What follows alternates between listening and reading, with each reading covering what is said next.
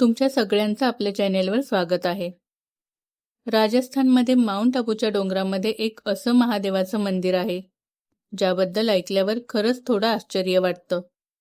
कारण इथे महादेवांची पूजा नेहमीच्या शिवलिंगाच्या रूपात केली जात नाही. इथे पूजा केली जाते ती महादेवांच्या उजव्या पायाच्या अंगठ्याच्या स्वरूपाची. हे मंदिर आहे अचलेश्वर महादेव मंदिर. मंदिराबद्दल ऐकल्यावर मनात पहिलाच विचार येतो, तो म्हणजे महादेवांच्या पायाच्या अंगठ्याची पूजा इथे का केली जाते? यामागे नेमकी कोणती कथा आहे? या प्रश्नाचं उत्तर या मंदिराशी जोडलेल्या एका अतिशय सुंदर आणि जुन्या धार्मिक आख्यायिकेत दडलं आहे. या कथेत ऋषी आहेत, एक मोठी खोल दरी आहे, अर्बुद नावाचा नाग आहे आणि शेवटी स्वतः महादेव या सगळ्या कथेत येतात. पण या कथेत नेमकं काय घडलं होतं आणि महादेवांच्या पायाच्या अंगठ्याची पूजा करण्यामागचं कारण काय आहे? चला तर मग ही कथा अगदी सुरुवातीपासून समजून घेऊया. कारण अचलेश्वर महादेव मंदिराचं हे वेगळेपण समजून घेण्यासाठी आपल्याला आधी त्या जुन्या कथेत जावं लागेल. त्या काळी माउंट आबूचा हा परिसर घनदाट जंगलांनी आणि डोंगरांनी वेढलेला होता. या परिसरात ऋषीमुनींचे आश्रम होते.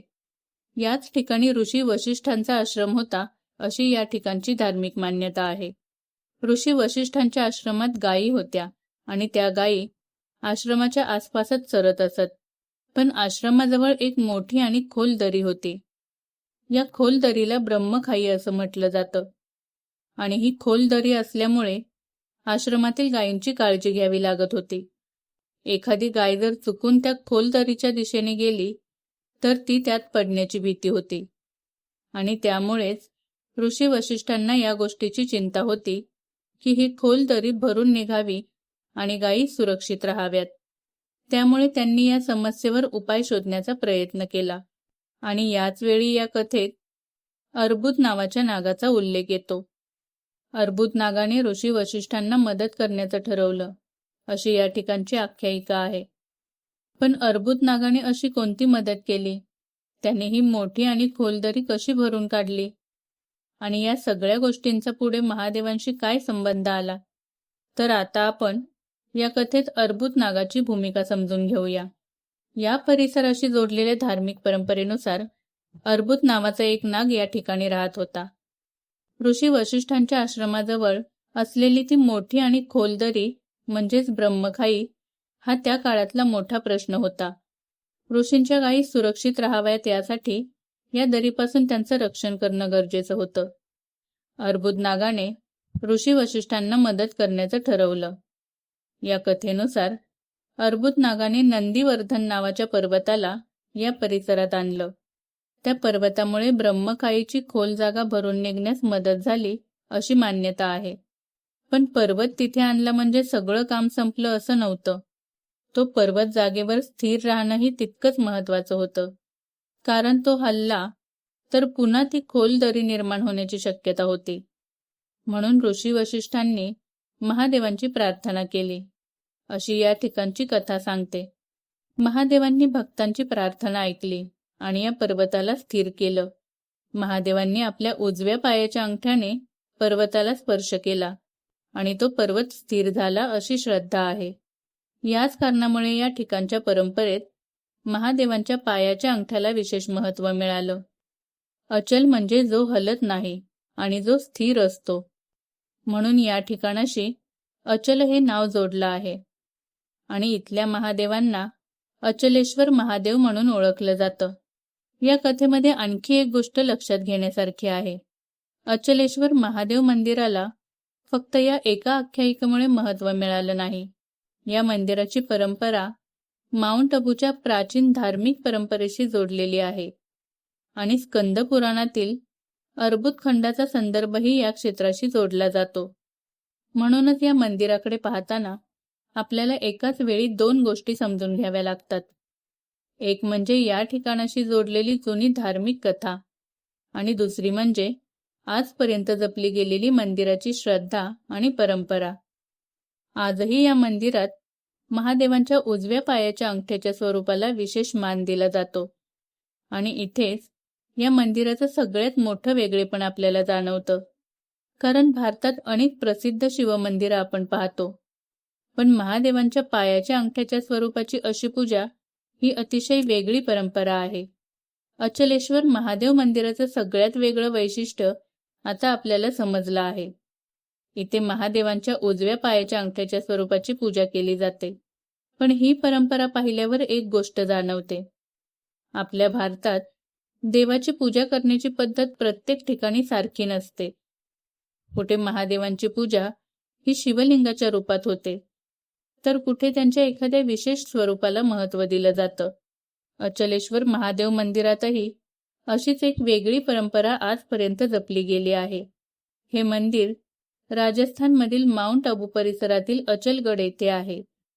अचलगडचा परिसर स्वतःच डोंगरांनी आणि निसर्गाने वेढलेला आहे.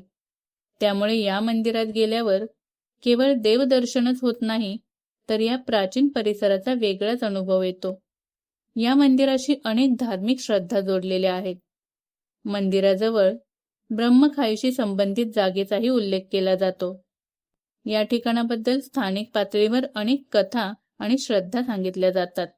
पण अशा गोष्टी सांगताना एक गोष्ट लक्षात ठेवणं गरजेचं आहे. ती म्हणजे पुराणातील संदर्भ, मंदिराची ऐतिहासिक माहिती आणि स्थानिक लोकमान्यता या सगळ्या गोष्टी एकसारख्या नसतात. आपल्या पूर्वजांनी जपलेल्या श्रद्धांचा आदर करताना ज्या गोष्टींचा ठोस पुरावा उपलब्ध आहे त्या तशाच सांगणं आणि ज्या गोष्टी आख्यायिका आहेत त्यांना आख्यायिका म्हणून सांगणं योग्य ठरतं. अचलेश्वर महादेव मंदिराची कथा आपल्याला याच गोष्टीची आठवण करून देते. महादेवांचं रूप कुठल्याही एका स्वरूपापुरतं मर्यादित नाही. कधी ते शिवलिंगाच्या रूपात दिसतात, कधी नटराजाच्या रूपात, कधी नीलकंठ म्हणून आणि अचलेश्वर महादेवांच्या रूपात तर त्यांच्या पायाच्या अंगठ्यालाही भक्तीचं स्थान मिळतं. श्रावण महिन्यात आपण महादेवांची पूजा करतो, त्यांच्या नावाचा जप करतो आणि मंदिरात जाऊन दर्शन घेतो. पण अचलेश्वर महादेवांची ही कथा ऐकल्यानंतर एक गोष्ट नक्की जाणवते. ती म्हणजे देवाचं स्वरूप वेगळं असलं, पूजा करण्याची पद्धत वेगळी असली, तरी भक्तीची भावना मात्र तीच असते. म्हणूनच अचलेश्वर महादेव मंदिर केवळ एक वेगळं शिवमंदिर म्हणून पाहण्यापेक्षा श्रद्धा आणि परंपरा जपणारे एक प्राचीन धार्मिक स्थळ म्हणून पाहणं अधिक सुंदर आहे. आणि कदाचित म्हणूनच आजही देशाच्या वेगवेगळ्या भागातून भक्त इथे महादेवांच्या दर्शनासाठी येतात. मंडळी, कधी माउंट आबूच्या परिसरात जाण्याचा योग आला तर तुम्हीही अचलगडला जाऊन अचलेश्वर महादेवांचं दर्शन नक्की घ्या.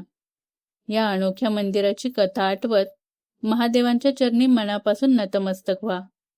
आणि खरंच तुम्हाला आजची ही माहिती आवडली असेल आणि अचलेश्वर महादेवांविषयी ऐकून तुम्हालाही काही वेगळं जाणवलं असेल तर कमेंटमध्ये हर हर महादेव असं नक्की लिहा.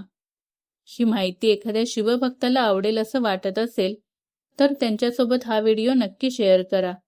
आणि अशाच आपल्या श्रद्धेशी, पुराण कथांशी आणि भारतातील सुंदर मंदिरांशी जोडलेल्या कथा ऐकण्यासाठी अविरत प्रवाह चॅनेलला सबस्क्राईब करा आणि बेल आयकॉनवर क्लिक करायला विसरू नका.